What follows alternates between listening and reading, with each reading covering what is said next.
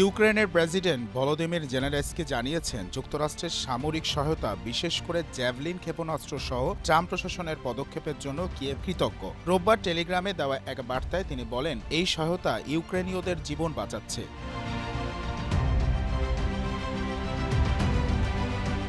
এর আগে ট্রাম্প সামাজিক যোগাযোগ মাধ্যম ট্রুথ সোশ্যালে অভিযোগ করেন, ইউক্রেন যুক্তরাষ্ট্রের প্রতি কোনো কৃতজ্ঞতা দেখায়নি। জেলেনস্কির বক্তব্য সেই অভিযোগের প্রতিক্রিয়া বলেই মনে করা হচ্ছে। এদিকে জেনেভায় যুক্তরাষ্ট্র রাশিয়ার যৌথ 28 দফা শান্তি পরিকল্পনা নিয়ে আলোচনা চলছে, যেখানে ইউক্রেন ও ইউরোপের কর্মকর্তারাও অংশ নিয়েছেন। মার্কিন পররাষ্ট্রমন্ত্রী মার্কো রুবিও আলোচনাকে এখন পর্যন্ত সবচেয়ে অর্থবহ বলে মন্তব্য করেছেন। তবে পরিকল্পনার শর্ত পূর্ব অঞ্চলের কিছু এলাকা রাশিয়ার কাছে ছাড় দেওয়া, সামরিক বাহিনী ছোট করা ও মার্কিন সামরিক সহায়তা কমে যাওয়ার মতো বিষয়গুলোকে ইউক্রেন আত্মসমর্পণের দাবি হিসেবে দেখছে।